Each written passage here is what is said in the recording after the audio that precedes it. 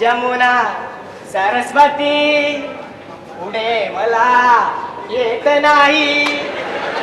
शुभमंगल सावधान. तर श्रावण, तू पण आता एखादी चांगली मुलगी पाहून बँड वाजून टाक. पण पाटील, माझ्या मनात तर फक्त आणि फक्त परीच आहे हो. हे शक्य नाही. आता कोणत्याही मुलीचा विचार नाही करू शकत मी. ते शक्य नाही. अहो शक्य नाही काय म्हणताय? तुम्हाला तुमच्या तोला मोलाचा दावा हवा होता ना. अध्यक्ष झालोय मी आता. सुखात ठेवलं माझ्या परीला. पत्र काय वाचताय? जा आज जा आणि माझ्या परीला घेऊन या. ती नक्कीच मला हो म्हणेल. श्रावण, तुला उशीर झालाय. पुन्हा थट्टा करताय. बंड्या, ए बंड्या, जाऊन परीला घेऊन ये बरं. श्रावण, तुला खरंच उशीर झालाय. उशीर झाला काय म्हणताय? म्हणजे पाटील, लग्न फक्त ठरलंय हो, झालं तर नाही ना. माझं आणि परीचं जीवा पाड प्रेम आहे हो. एकमेकांशी आम्ही जगू शकत नाही. पाटील, कळत कसं नाही तुम्हाला? तुम्ही जर तिचं लग्न तुझ्या पळाशी लावून दिलं ना, तर ती स्वतःच काही बरं करून येईल हो.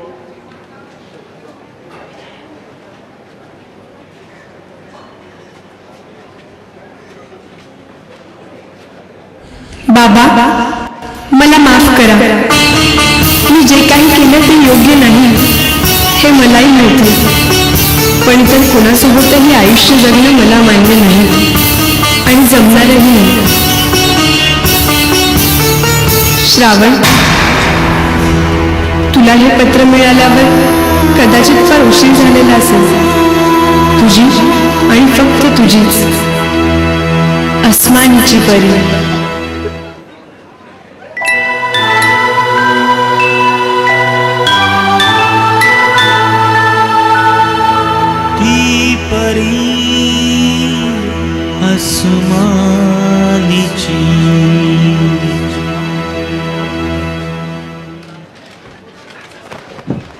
प्रेमात लोक काहीही करू शकतात, अगदी काहीही. परीनेही तेच केलं तिच्या श्रावणसाठी. ही जीवनकथा माझ्या मैत्रिणीची. अशा मनाला स्पर्शून जाणाऱ्या घटनाच जन्म देतात नाटक आणि चित्रपटांसारख्या अजरामर कलाकृतींना. अशीच कलाकृती रसिकजनांसमोर घेऊन येणारी ही कहाणी, ती परी अस्मानीची. सेठ गोवर्धनदास सुंदरदास वैद्यकीय महाविद्यालय आणि KM रुग्णालय पुनश्च अभिवादन करून सविनय सादर करीत आहोत अपूर्वाई 2010, ती परी अस्मानीची.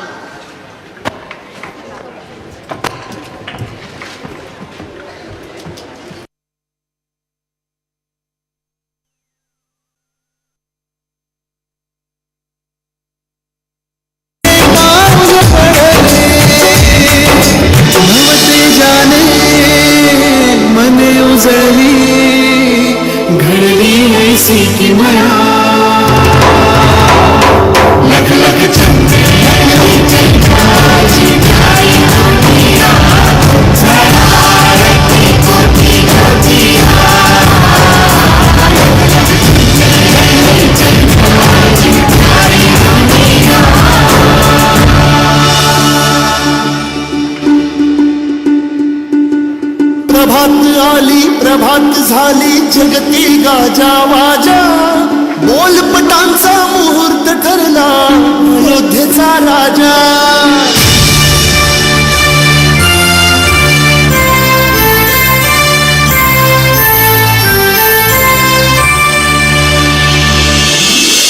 शिवाशी दाळ सोडती लावणी साठी माया.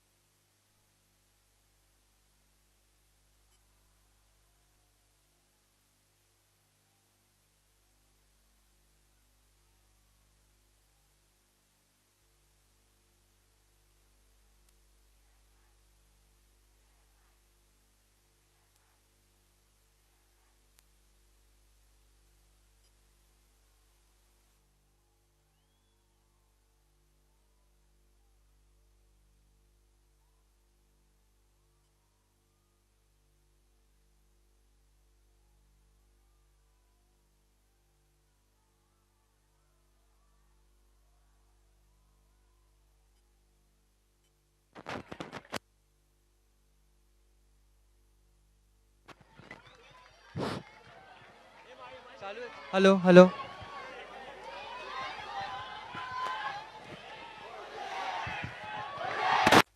Hello hello hello hello hello hello